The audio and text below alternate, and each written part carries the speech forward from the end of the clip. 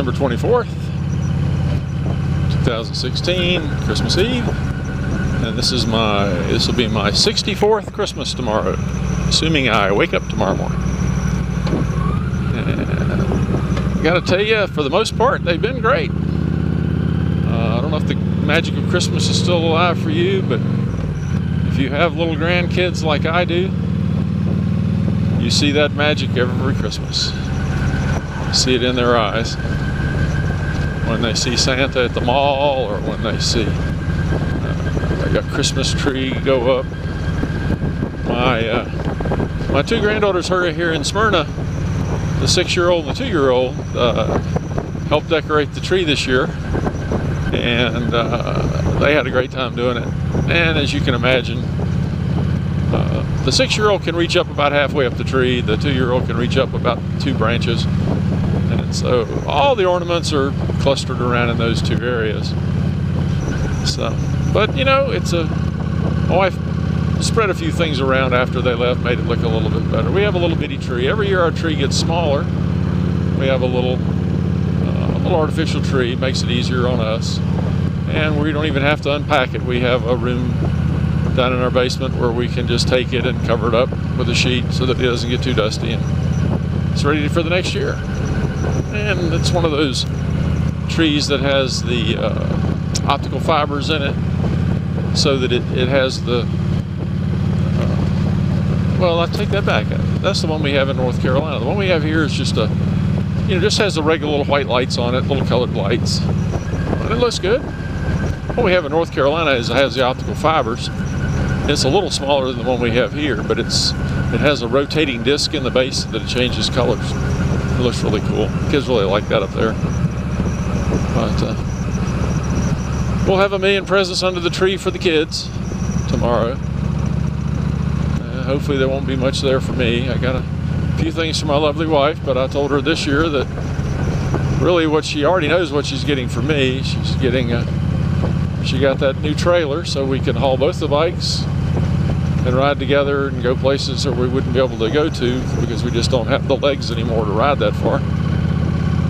And also I told her that I was going to give her the payment book on the Spider, which I'm not really going to do, but anyway, I thought that'd be kind of a fun gift anyway to do.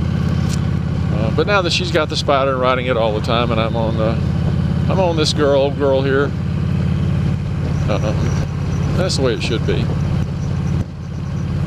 But getting a little older.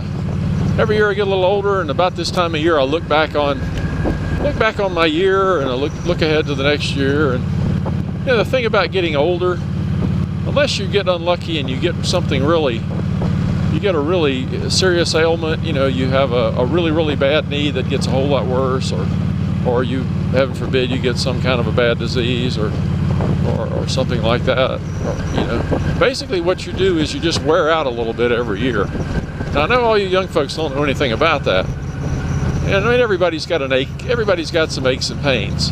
But when you get older, they just multiply. They never seem to really ever go away. You just kind of, I got a wrist that I hurt one time on an accident on my son's 4-wheeler that he had, and doesn't bother me most of the time, but every now and then I'll turn that wrist wrong, and oh man, it'll shoot a pain through me like somebody's put an ice pick in my wrist.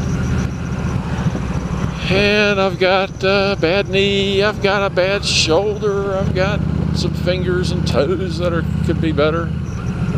And just in general, I'm not as strong as I used to be, and I notice it when I have to back this old girl, up just a little bit of an incline when I'm backing it out of the carport, or from a parking spot or something like that. If I'm not careful and park it to where I park going uphill, having to back this sucker up back hill it's going to be harder and harder. But maybe someday I'll have to switch over to 3 wheels to ride so that I'll have a reverse, or I'll just have to be smarter about where I park. But this old girl, she's heavy. She's almost 3 times as much as I weigh, and so it takes a little bit to get her moving when you're trying to push her around. But the thing about getting old, I can't sleep as long as I used to. My body will start, if I just lay in one position too long, my body will just start aching so bad it'll wake me up. And I do, according to my wife, I do toss and turn a lot, roll around. But not that I'm complaining. I mean, any day above dirt's better than below dirt. And hell, who wants to live forever? But I guess that's why they make things like aspirin and Aleve and Tylenol and things like that to get us through the day. I've been reluctant to start, just getting up every day and popping a couple of pills. So I don't take any medications of any kind. And I credit that to the fact that I don't have a doctor. The last doctor I had was back in the 90s when I had to get a medical checkout once a year to maintain my private pilot's license. Well, I don't have my plane anymore, and I don't fly anymore. Don't fly little planes anymore. So I don't worry about keeping current on my pilot's license. So I haven't been to the doctor in a while, and I'm doing pretty good. I'm doing a lot better than my friends who go to the doctors.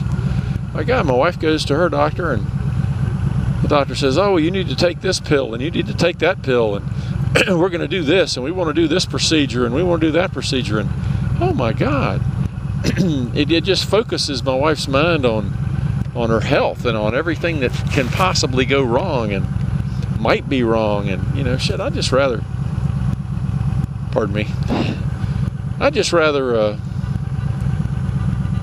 think I'd rather not know about it. To heck with it.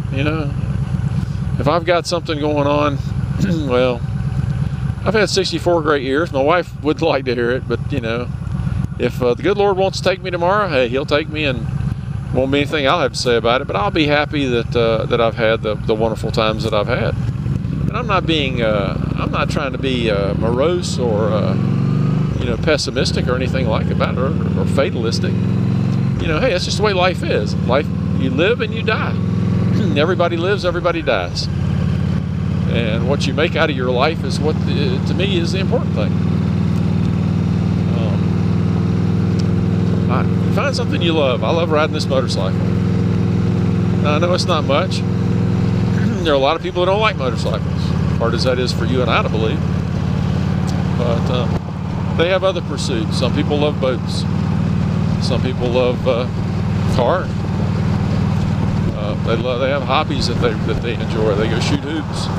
They play backyard football with their buddies. They shoot pool. They go to a bar.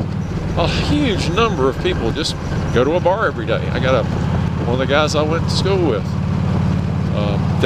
He's retired now, and that's pretty much his day. He's got a favorite bar he goes to, and he'll go and eat lunch and sit there and watch about 10 big screen TVs, and he'll join in a trivia contest and do that for a while and drink a beer or two, and then he'll come on home and have supper with his wife and family, and that's what he likes to do. Now, he's also got a bike and he likes to ride some, but his health prevents him from riding as much as he'd like to.